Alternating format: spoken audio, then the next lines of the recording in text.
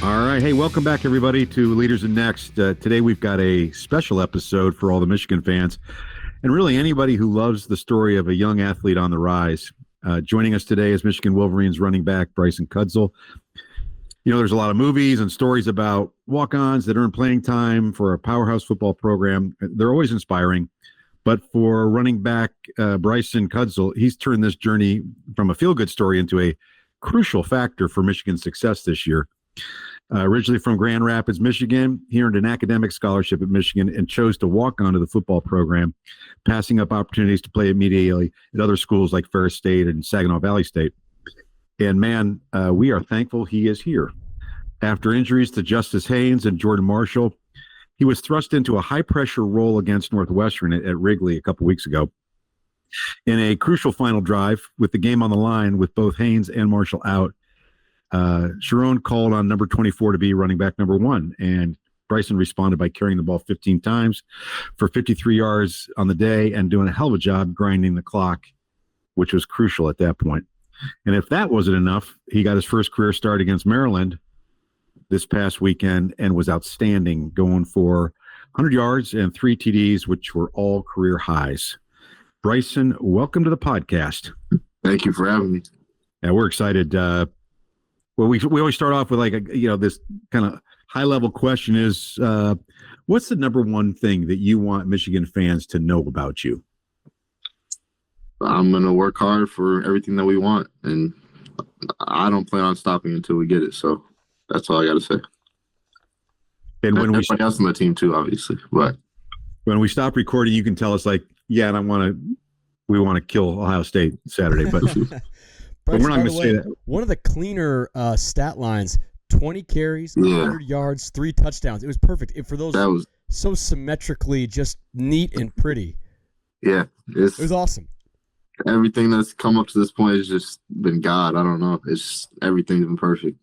Now, was it really 100 yards? Because I thought I saw a report. I've seen 100 on the dot, but I thought I saw another 8. Thing saying 100 and a little bit over 100. They put in 108 for my the one reception I had at the start of the first half, I think. Yeah. Okay. So they put that in there for total yards. Okay. Yeah, it was right on the dot. No, 100. That's awesome. Well, good. Before we get into talking about some of the great things you've done, on the field, we're going to do some a little pregame warm up. Dan, I'll let you kick it off. This is these are non-football related questions for the most part. And Dan, why don't you kick it off? What's your go-to spot to eat in Ann Arbor? Tropical smoothies. Every day. I was just there today. What do you get? I get the peanut butter with the whey protein. The smoothie or the bowl? Smoothie. Oh, okay. Smoothie. I'm a mama every time. That's a hidden gem. I mean, I think maybe people don't. It's right there, kind of across from the Whole Foods Center, by Panera Bread. That's awesome. Okay. Yeah. Your last name. When you order things online or you're given a reservation, you're talking to somebody, does anyone ever spell your last name correctly on the first try? A few people in our training room have. They just randomly, I didn't expect them to, but it's not common that I find someone that knows right away. It's the second Z, right? The second Z is silent, Yeah.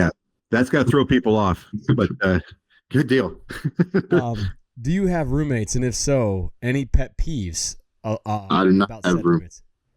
But when I did, just a messy area, really. It's just, I can't be around a bunch of stuff all over the floor, and it just throws me off. I don't know. Did you previously have roommates? Yeah. Anybody on? Well, you don't have to name names. That's okay. Yeah. But they were messy. They're not with the team anymore. So okay. All right. Any pregame rituals that we superstitions? Different eye black, different music. What gets you ready?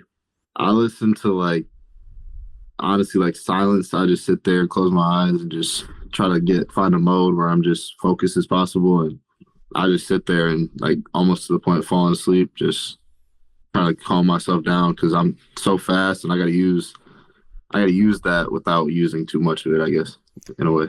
Anybody on the team have a kind of a distracting superstition or pregame ritual? Like I'm thinking of the movie Major League where the one guy burns incense and has the voodoo doll in his locker. Not like that, but anybody has like a particularly like weird one? We keep it pretty cool, but like the most I'd say is like people just screaming lyrics that they're listening to, or just that's the biggest thing. It'll just all of a sudden you hear someone yell out some lyrics, and it's just funny, really. That's awesome. I was going to say if you're trying to be quiet, that's got to be hard to do in a locker room, but it seems like it's been working for you. Go ahead, Dan. Speedster, obviously, we know your talents on the football realm. What would you say is your top hidden talent? I don't know. I can do a lot. Day.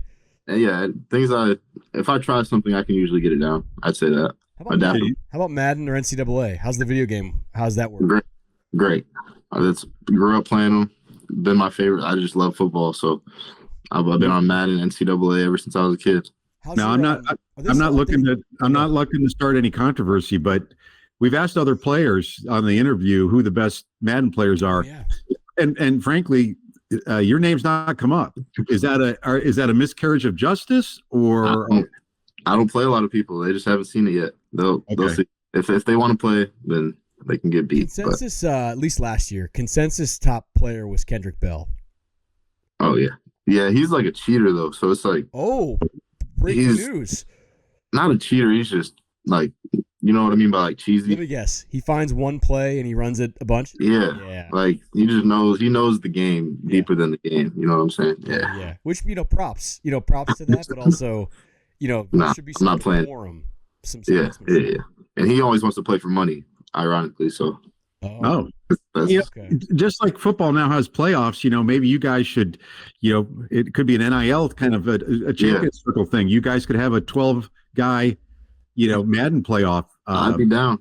Do they still update the ratings? Because I'd be surprised. I wonder, because they got to what do they got your speed at? It's got to be 90 something, right? I'm not in the game. Not yet. Yeah. That's gonna change if it hasn't already. Yeah. Another. Well, that's just bad on their part. 40,000 people. No one knew about me. It's cool. Watch you tear it up. Not one of them gave NCAA EA the Sports the heads up. They just overlooked me. I don't know. I'm not worried about it. Yeah, you think after your spring game, people said, "Oh, okay."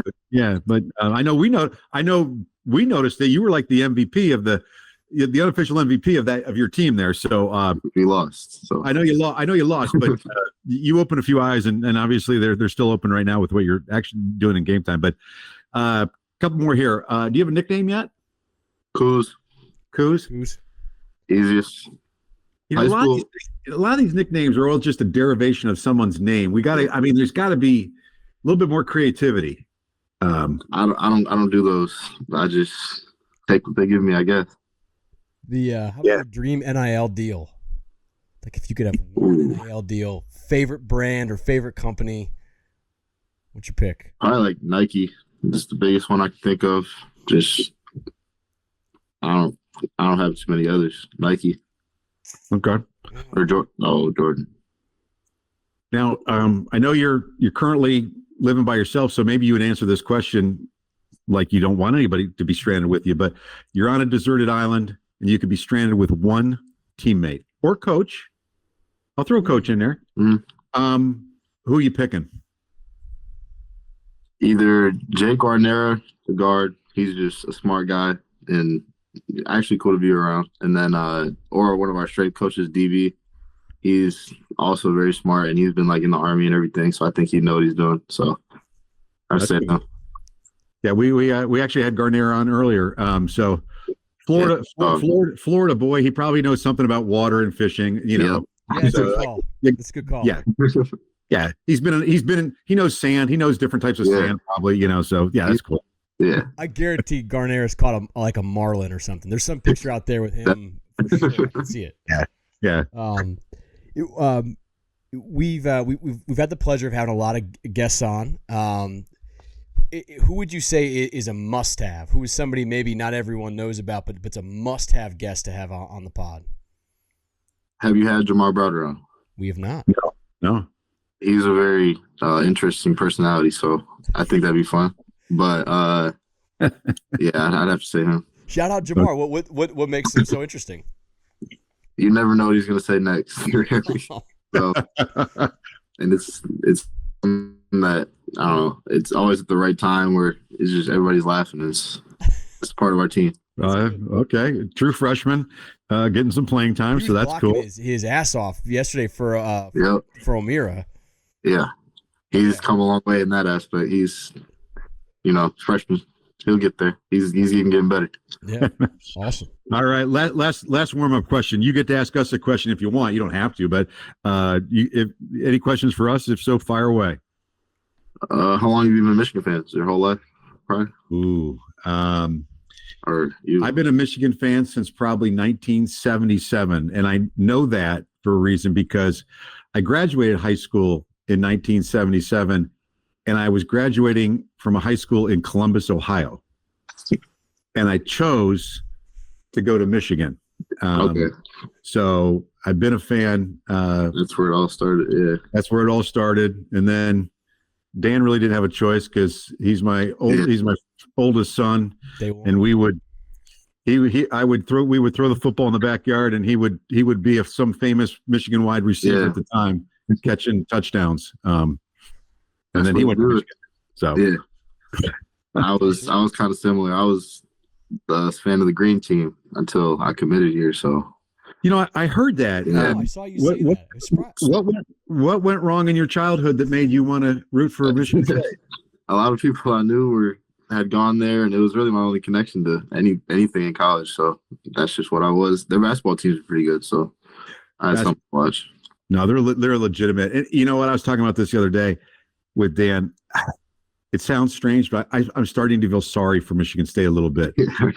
I mean, between, they got a coach, they went downhill. Yeah. It doesn't look like they can make a change at the coach because their financial situation, I'm sure the recruiting class is falling apart. I can't imagine anybody wants to transfer there unless they're just, so I don't know what they're going to do. So, but that's their problem. I mean, not ours, but yeah. So we'll turn because we're our first. Yeah, we'll turn to some serious stuff. Like, yeah, I obviously Grand Rapids and Michigan, but you may surprise us. What was it about Michigan ultimately that made you want to come be Wolverine?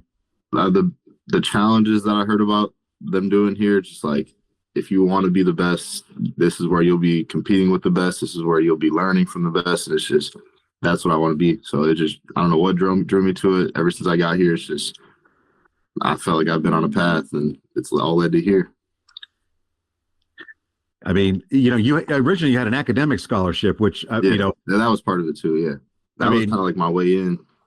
Well, that's very impressive. I don't know what's more impressive, getting an athletic scholarship to Michigan or an academic one, because it's really hard to get into Michigan these days, and so that's an incredible achievement. So congratulations on that. Thank you. Now, initially you were a walk-on, which I know we'll talk about a little later, about that. But I mean, for the fans, a lot of us know what that is. Educate the fans on the key difference. Once you got here, what was the key difference for you between starting as you came in as a preferred walk-on, I assume, right? And versus like a recruited scholarship player. Like a tryout type. Yeah. What's the big difference once you got here between you as a walk-on initially and the other scholarship guys? Yeah, really just the label. Like in the weight room, everything, you're still the same, but it's just a label as far as like how it looks on the outside to see you playing. It's just you got to think twice before, I don't know, I guess before you see someone that's not already proven in a way.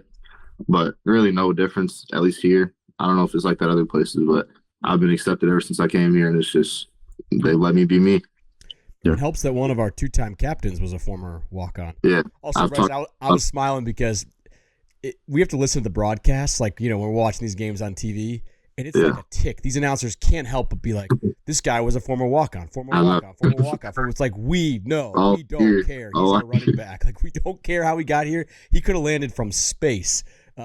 He's our starting running back. So, like at some point, you're like, we got it. We all got it. I had to get over that too. Like, just it was like it was not annoying, but it's just I don't want to keep hearing it because that label like into an identity, and it's not what it is. Especially with the way you like the strength in which you run with and the speed in which you run with. Those are things that like whatever stars mean or don't mean, they don't change how fast somebody is. Don't change how hard somebody runs. So, and I'm sure, like you said, like Max being a 2-time captain, like it's kind of like the culture is like, hey, it's a meritocracy, whether you're a 5-star or you're a walk-on. So I'm sure that helps. Yeah.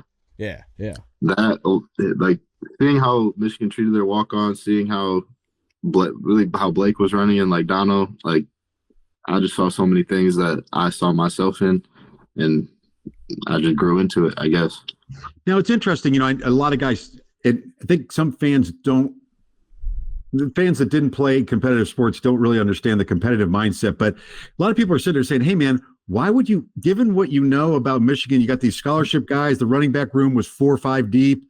Why the heck would you do that versus going to be a stud at, a directional school, what would you say to them? Help them understand why you would choose to do that. I think it all comes back to just, seeing how great they were, and then also just thinking about the future. I know, like, you can go through things in the present moment, but I just knew throughout everything I was going through, I was setting myself up for things that I didn't even, like, plans that I haven't even thought of yet. Just down the line that Michigan will be able to, either connections-wise or just what I learned here. It's just abundance. I don't know. You just ran for 100 yards and 3 touchdowns in a Big Ten game. The list of people that have done that is very, very small. What do you think they missed about you and your game in high school that like didn't throw that 4th or 5th star, against your name? Like, what do you think they missed? Maybe I went to kind of a small school, area, kind of smaller, but I never thought of myself as like a worse player than the people that I was seeing get these stars and everything. I didn't really care about it, to be honest. I just knew eventually I'd get to where I was playing in college, and where that really was or why I was doing it didn't really matter to me. I just kept working, I guess. Yeah. Well, you're here now, and interesting to give like the fans a glimpse into kind of what it's like to be a Michigan football player, and I'm sure that's really hard to do if they've never been one. But what's a normal week schedule look for you, like you in season? In season, we lift on Monday and Wednesdays. I'm in the morning, so that I'll do that, go to class or tropical smoothie, and then go to class, and then after class I'll come get treatment, food, whatever we have for lunch, and then practice, meetings and practice. We meet probably from like 1 to 6 to 7:30. Like that will usually be out by 7:38. And then after, I'll either study or just watch football, play football, like Madden or something. It's just every day. Are you a have to be in the library kind of study guy, or are you able to study at home? I honestly, I just study it. Yeah. I had a hard time with that. It's always good to be. I had like somehow separate the. I work from home, so it all comes full circle. Hey, so your lifting group, are you lifting just with running backs, or are you mixed in with other positions? It's all positions. I think they like base it off our class times and everything. Like Tress goes through all our classes and they pick them up, organize them. Yeah, so that's all on their side. Who's sneaky strong in the gym that like the other position groups get mixed in? I mean, we know like I think Norton told us he and Garnera can they bench a ton. Kind of expect that. Anyone sneaky in the weight room? I don't know. Maybe like Chibi. O'Meara? You guys know Chibi? Yeah. It's not sneaky, but it's just like he's a big dude though, right? Yeah. You just haven't seen him out there. It's just you don't know what he can do. Yeah. Not yet. Yeah. But yeah, everybody has something. I can't think of a name right now. Those stairs are hilarious because if there's any visual representation of how being a normal person and being a Division I athlete is different, you look at the stairs and you're like, oh yeah, Mikey Samer still jumped up these in 2.9 seconds. You're like, I couldn't make it up there. Yeah, Mikey was like I would be a crumb, Yeah. I don't know. Yeah, we toured that, and we heard about Mikey's time for that. And again, it's hard to describe to the fans, but It's 5 feet high. Seriously, like Yeah. it's like a box jump, but going up. How many of there are? 6? I don't know how many there are. 7, I think. Yeah. And you sit there and say most average Americans couldn't crawl up that darn thing in less than a minute. So to hear that he did it in sub 3 is kind of crazy. It's like the ground to contact time, how much force you have to put for each one of the. I don't know. He's different. Can you give us maybe a sneak peek? Obviously, running backs got a ton to it. You're running the ball. You're involved in pass protection. You're involved in the passing game. What are some things about playing running back in this offense that you think fans may miss when just casually watching the game? A nuance, like a part of that maybe goes unseen by the average fan. I think the biggest thing that Coach Alford preaches is keeping our quarterback upright. And that's something that, like, if you can't pass pro, you can't play here, is something that he preaches. So if that's probably the biggest thing I'd say. And then just not, when you can take dirty yards, like, don't try to do anything that could mess anything up. Just take what you can get. And then once you keep doing that over and over again, you break one. And that's just Michigan football. Well, you mentioned Alford, and I'm just curious, you're in your 3rd year now at Michigan.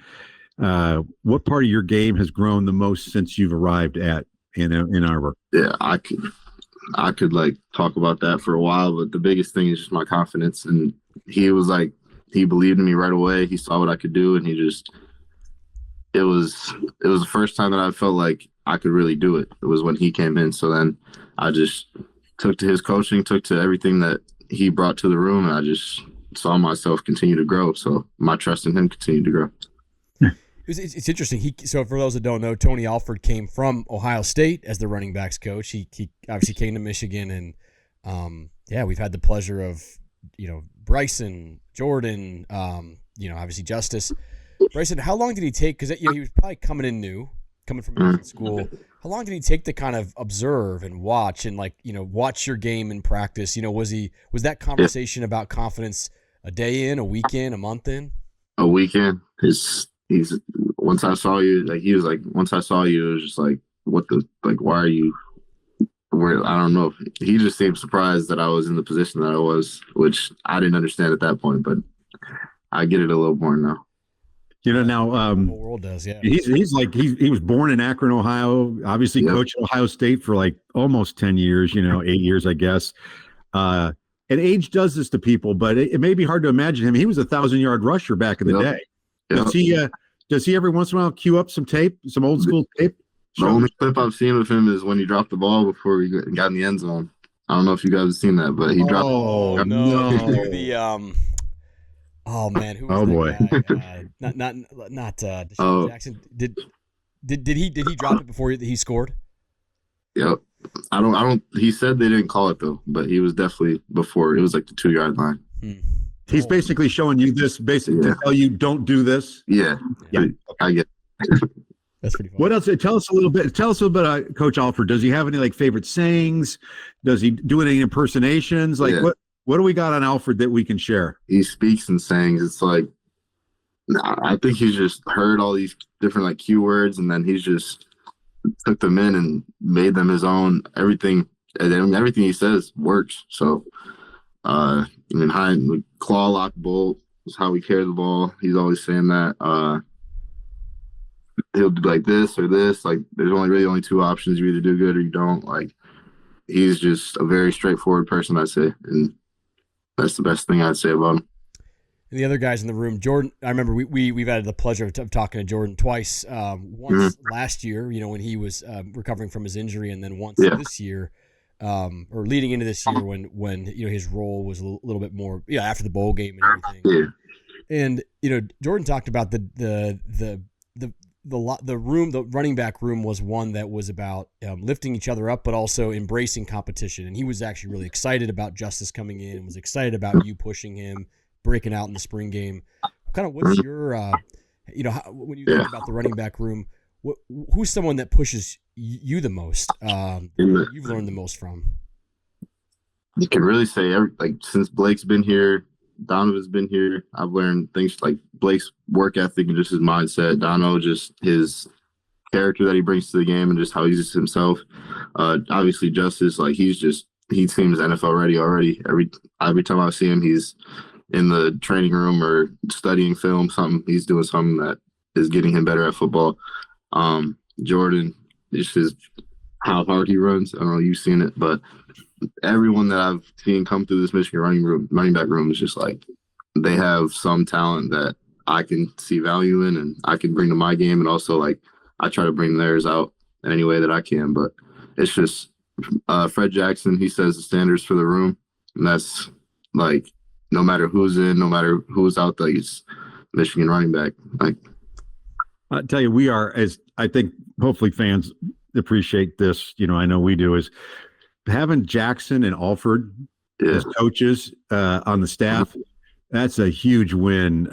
That's a ton of experience, and we've been really successful having running backs, and so I think that's going to continue for a long time. I was just talking to Coach Jackson. He said Coach Alford was like one of his best friends he's ever had. Like that's just. Oh, I didn't know that. Our whole room is connected. It's something different there. That's awesome. Yeah. Now, we know that you guys prepare for Ohio State all season. I know the signs are up there. What have you done? And you're not supposed to wear red and also green. I know that. I've seen those signs. I'm not looking for any secrets. I'm just generally, is this week, the week prior to the game, is it different, or the way you guys have been preparing? Is it kind of one game at a time, playoff type stuff? I think I said this, but after like when we lost to USC, we can't lose another one. So every game from now on has to be our best preparation, our best on the field. And then Ohio State is like, it's something you hear about since you step in here. It's like it's in your heart. And then once the week comes, it's like everything that you've been hearing, whether you want it to or not, everything that comes out that week is just against that team, and it's as hard as you can go. It's hard to explain. Yeah. It's constant. Man. Well, you had to get through Maryland first, and get through Maryland you did. You obviously we talked about it. You got the starting, and this is after Northwestern, where you really were one of the key reasons we won that game-winning drive, especially that 3rd and 5 run where you moved the pile and got the first down. So no surprise, you got to most fans that you got the starting nod against Maryland, and then you go for 100 yards and 3 touchdowns, which just, I can't even imagine what your phone looked like after that game. I still can't. 1,000 texts, yeah. But what was different, if anything, about preparing for Maryland, going into it, I assume knowing that you were going to get the bulk of the carries, versus the other Northwestern, where you came in after Jordan went out, and any differences? Really, just like the smaller details, like things that you might look past. I mean, you don't want to look past anything, but like any little questions you have, going to Coach Alford, make sure I'm in there after practice, before practice. I was really in there with him a lot more this week, so he helped me prepare a lot more. And just knowing that I was ready to go out there and do what I did. But that's the biggest thing. Taking care of my body. I had to make sure I was right for Saturday. So if I felt anything, I don't know, start going down, I just stayed in it. It was, not too much different, but just a little details. When you reached the ball over, did you think you scored? Yes, but it was still like a bad feeling because I can't reach the ball right there. But like I put my head down, it looked like I was hurt or something. I was just I can't reach the ball. I knew I scored though. Yeah. Everyone got a lesson in like geometry because like one angle wasn't quite lined up, the other angle was. They were like, I was like, yeah. And then once they showed the one, I was like, he scored. Yeah. So overall, that ends well. Yeah. They might get on me, but I won't do it again. Yeah. What how different is your life now versus when it was? Yeah. I'm not just fans, but in the building. I mean, because again, you went from running back 3 to running back 1, and was a successful running back 1. It wasn't like you just kind of so it's been. I got to believe it's been pretty crazy. They've always like going throughout our building. It's like everyone respects each other, so it's not like I gained some new respect or anything. It's just like they saw what I can do. I've won for this, or I've helped this team win. So I just feel like I'm more belonging, and I know I belong before, but like I'm a part of the team and I contributed in the way that I did. So it's just different for me, I think. But I mean, right now I'm at home. My mom's still the same. My family's still the same. They're just proud of me. Yeah, sports are a funny thing, but hey, when you hit the hole, you hit it pretty hard with a lot of zip. In a straight line, who's catching you? He's avoiding. We won't tell Bryson. We won't tell anybody. Yeah. Well, you said you ran a 4.4 in high school, right? Yeah. Okay. At the Ferris camp, I ran a 4.4. Okay. Yeah. Well, maybe a better way. We don't want to put anyone on the spot, but now if you I couldn't think of a name, so yeah. I don't think. It's you look fast. Digits. There probably aren't too many linebackers or down linemen that are going to catch you. No. So that sounds that's cool. What I care about. Yeah. Yeah, I mean, at this point, now that you've gotten, does the game feel different now that you're getting the bulk of the carries? Like, because up to this point, before the Northwestern game, you had like 14 snaps all season. Yeah. And now, last game you got 43, I think, which is kind of on par with what Jordan or just, when they were rotating, does it feel different to you? I mean, I'm physical pounding, but I mean, in terms of mentally and confidence level, it's a lot slower is the one thing I'd say. But like, I was on special teams and like doing that, it was just like, as I started doing that, I started getting better at that gunner and just moving past people. I realized like my speed, and I realized that I can do different moves and everything. So special teams really helped me with that. And then once I got on the field, it was just like the Northwestern game. It was the fourth quarter. I just knew we had to get first downs, go kick a field goal. It wasn't like I was, I got to do some crazy thing right now. Like it was just go run, go get the first down, go vertical. And then this game, it was like I had my hands on the game, so I could really feel some things out. Even now, like I think I could have done better, and my confidence has grown because of this game. But it's all coming together.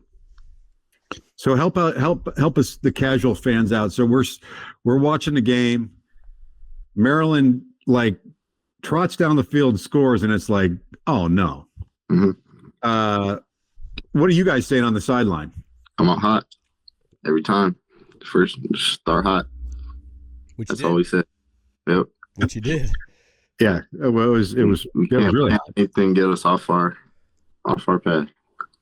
How confident were you guys going into that game? I think very confident. Like our preparation, I think ever since the start of the week, like we weren't.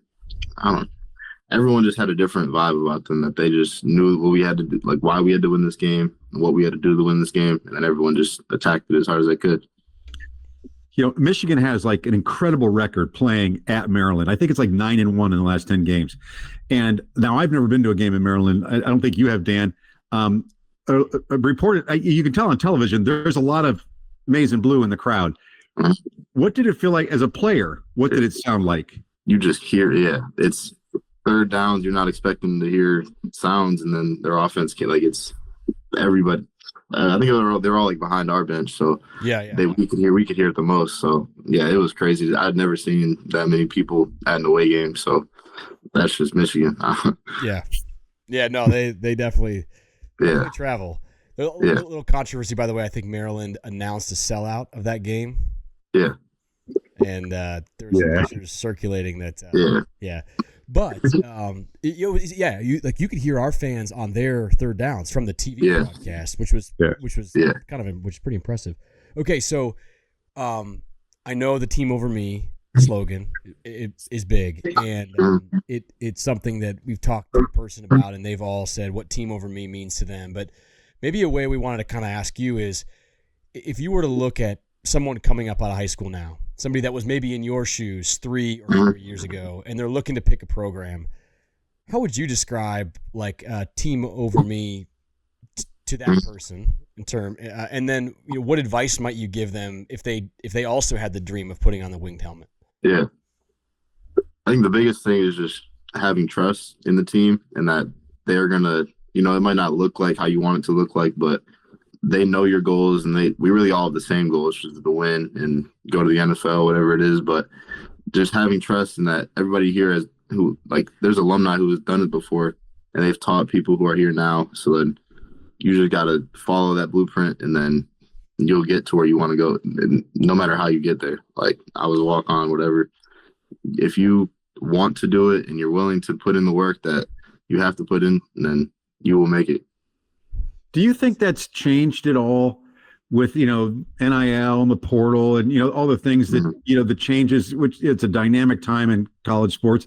It seems like, as an outsider, it seems like it's really hard to keep that team thing together because people have agents and people are probably tampering, but legally, Yeah. I mean, how is Michigan, how do you think, you guys, the locker room or the coaches are navigating that or fighting that? I think that's why Coach Moore had that team over me slogan for this year. It's just like money is it's out there, it's whatever, but like the things that you can get from just being on this team, the traits that you can gain, the legacy that you can build, it's all deeper than anything you can find anywhere else, really. And it's just more of that trust that I was talking about. Yeah, my guess is that, maybe not everybody believes that, but if you have enough people to believe it, that's what you need. And the leadership, as you grow in your role, I mean, and maybe you always felt comfortable, but are you feeling more comfortable being a leader, like in the locker room or in the weight room or wherever it might be? Yeah, definitely. What's your style? What's your leadership style? Are you a talker? Are you a demonstrator? Like, what are you? Just a quiet, we don't do that. Come on. I don't want to call anybody out in front of everybody. It's just, quick, get them back on track. We're good to go. That's awesome. I'm curious about what's the best advice? You've had the chance to play with some great running backs, and you mentioned it. I mean, what's the best advice you've gotten from, any of them? Biggest thing is to be you, which I've heard from Dono, I've heard from Jordan, really everybody. It's just you are good enough the way that you are, and you just got to go show that. Just be you. Yeah. I'm curious. How about a favorite story from a coach or staff member? So like somebody that maybe and this could be a funny one too. This could be just something that happened around the building, but what's been one of those moments? There's good stories that have stood out over your first 3 years. Yeah. I don't know if it's good, but just it was my welcome to the college real life moment. When Coach Hart was here, it was one of our first skills. I think it was our skills practice, and I forgot what happened, but he just went off on me after in our little huddle, and I was in front of all the other running backs and everything. This is what it is, and it's what it is. So it's not funny, but it was, looking back on it is. I'm curious. A lot of some people might say, you know what, I'm out of here. Yeah, I'm gonna go somewhere else. What went through your mind? That he's trying to make you better, and the message, how he says it. It doesn't really matter. Just listening to the message that he's trying to deliver and learning from it. Did it help just knowing that Mike had probably lived that himself? I'm sure he, nobody would know more about the pressure of being a running back in Michigan than Mike. I assume that helped. Yeah. I knew what he had done, and I trusted him. That was he was also another reason I came here, who he is as a person. But what do you think? I know you probably try to stay off social media as much as you can because honestly everybody.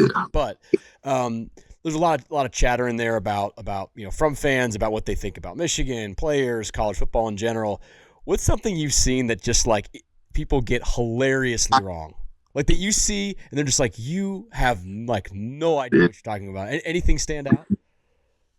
A lot of. I mean, the biggest thing is just that we're not trying to do better than if we mess something up. It's just I think there's a little bit of leeway that needs to be given to this team, especially because we're so young. We're not going to be perfect every time, but we're trying to win a national championship. That's the main goal, and we're going to keep working at it. You guys, it might not always look how you want it to look, but it's what it is. This is it. You bring up a good point. I mean, first of all, fan is short for fanatics. So, you get there's good and you take the good with the bad, I guess. But I mean, this team is 12-2 in its last 14 games. Yeah. The objective is to win games, have one point more than the other team. Mhm. And look, I mean, we would all love to not have a heart attack at the end of a game. Like it'd be nice, 45-3, going into the fourth quarter. But it just doesn't always work that way. They have scholarship players too. And to your point, we are like the youngest team, I think, in the Big Ten. The offensive line, 3 of the 5 guys are redshirt freshmen, right? I mean, Jordan's a redshirt freshman. I think a lot of people forget that he's, that. But I mean, obviously Bryce is a true freshman. Marsh is a true freshman. I mean, so we got a lot of young guys, and young guys get better over time. But yeah, so it's even like 23, it was like Maryland game, Bowling Green. It's never going to be perfect, but as long as you win that game, that's all that matters. Yeah, the Illinois game in 2022, which I know. Yeah, that was that was my favorite Michigan game. My favorite thing that fans got wrong, like favorite thing ever. This is like the 2021 season, so like the start of the kind of reascending of Michigan. COVID year was a down year, but early in the year we ran a lot. We had Haskins, we had Quorum, and I remember every single thread was, we are not going to be able to beat Ohio State like this. Like we're not. We need to be able to air it out and go 5 wide. Like we're not.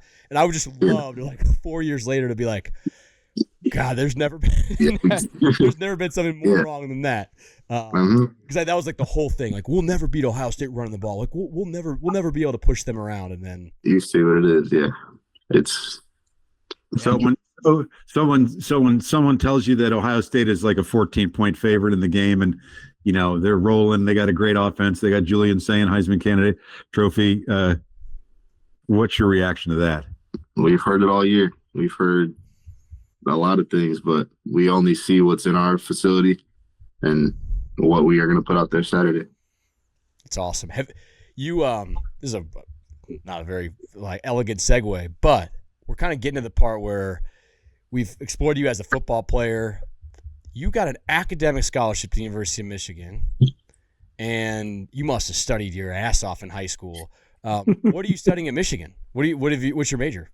I'm a psychology and real estate minor, and then so I started off with like applied exercise science, sport management. I don't know if I want to be around sports if I'm not playing football, but all that. Psychology with a real estate minor. So, tell us more. I honestly don't know too much what I want to do with it yet. I just know that like the skills that I want to have for my future are in those fields, and I'll find something to do with it. So the real estate, did that become an idea before or after the internship in Florida? Sorry, what did you say? Did you have an internship with one of the famous U of M alumni? Okay. I didn't. Okay. I did the Green Beret one though. Oh, you did with Rachi and Cole Sullivan and all those guys? Yeah. How'd that go? Were you able to complete the course? I did. Damn. It was Wait, I don't even know what this is. What is this? We all went there for like a week, and we just went through we stayed in their barracks and everything. We woke up at like 6 a.m., went for runs, went for swims, we did like a whole mission. We had to go rescue someone and bring him to a helicopter and stuff. It was crazy. That was just more skill game. Hardball. That is such a hardball thing. Wouldn't Harbaugh have loved that? Yeah, he would have. Yeah, he would have loved that. Coach Jackson was the one who got me into it. He was like, "This is you. This is what you should be doing." Yeah, that's I saw some of that stuff on social media, and I know John Rachi, so I talked to him, a little bit about it. So that's cool that you guys get to do that. Yeah. So after your football career is over, hopefully it's a long one. But we all know that most of the guys you retire from the NFL, they're still like in their 30s, right? Yeah. So you still got a long life. What I know it's early, but what are you thinking about after football? I feel like the possibilities just started opening up, and a lot. I don't know what, but a lot. Yeah. Well, the good news is, to your point, there's a lot of Michigan alumni that, want to help.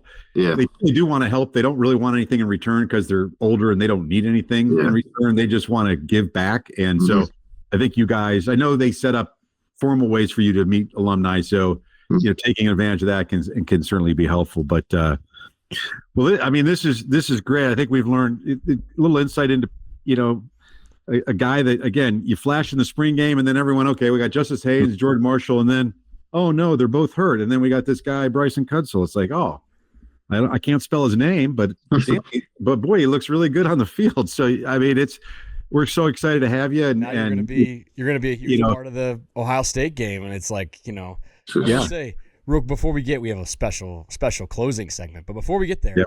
I believe it was either the Wisconsin game or the Central game. My brother and I were sitting up in the stands, the sideline facing Michigan, and I think we were seated the row behind your family. So it was like six or seven Kuzdzal jerseys all lined up in a row.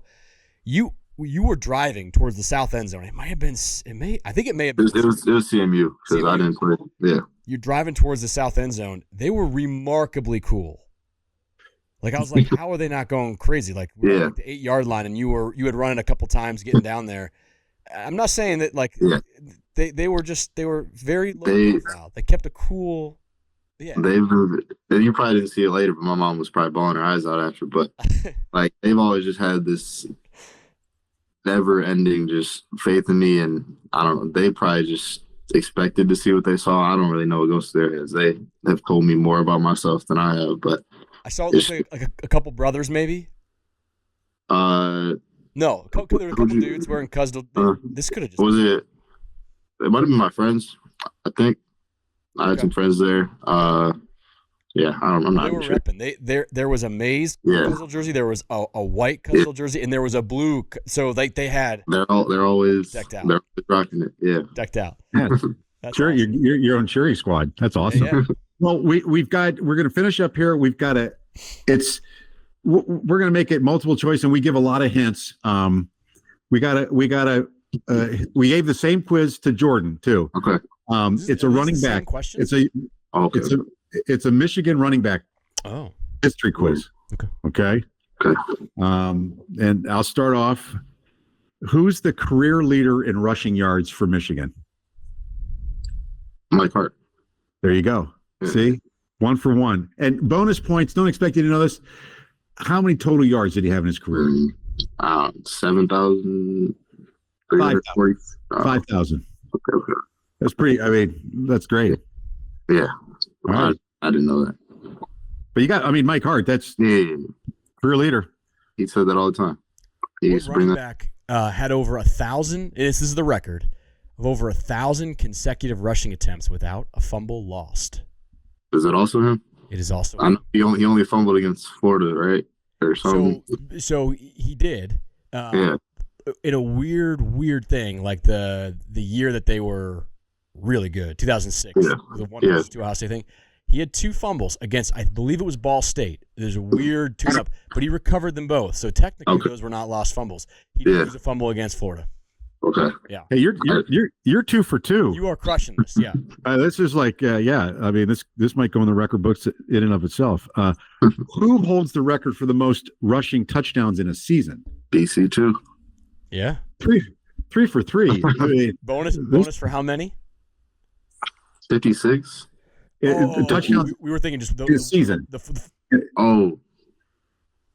26. Oh, I don't know. Oh, that's 27. Yeah. Okay. I mean, that's close enough. So 3 for 3, because those bonus ones don't count. So you 3 for 3. All right, this is a little tougher one because this is going way back before your time. It's going way back before your parents' time, probably. Which running back was Michigan's first Heisman Trophy winner? Oh, I can see his face right now, and he wore a very obscure number. Was it 41? Like high, like super high. He wore 90. 90. Yeah. I forgot. Let's start with age. Yes. You're good. Yep. You're good. Yep. I can't think of the name. Tom Harmon. Yeah. Okay. Yeah. All right. And in celebration of Ohio State week, what running back rushed for over 300 yards against the Buckeyes in 1995? The previously unbeaten Buckeyes, I believe number 1 ranked Buckeyes. Yeah, he got it. Crazy. 30-year anniversary. It's 30-year anniversary this Saturday. So I'm not saying that his last name starts with a B. Your first name starts with a B. I mean, I don't know. There could be something there. All right, last question. Last question. So you're okay. The Tom Harmon thing is tough for everybody because that's like really old. I get it. That's like asking people of your age who were in the Beatles, right? By the way, Dan, like you said, probably before your parents' time. Do you think there's a scenario where Bryson's parents were hanging out in 1948? Well, I mean, I don't know. I could have. I mean, it was certainly before my time. Yeah, no, I know. You never know these days. Okay, last question. Who's the first walk-on or former walk-on to have rushed for 100 yards or more in a single game in the last 25 seasons? True Wilson? No. But could be. I tried to find it. I think it's you. Yeah, okay. All right. True Wilson is a really good poll. I was thinking this earlier. That's a really good poll and could be right. But this is we made our own podcast. We fact check ourselves and we say it's you. So yeah. No, Kuzdzal's the answer. Well, Bryson, again, thanks so much for your time. I know you're spending time with your family on an off day. We're recording this after the Maryland game, and it's Ohio State week, so he's got a lot on his plate these days. But again, appreciate you stopping by. Thank you guys for having me. Yeah, best of luck this Saturday, and go blue. Go blue.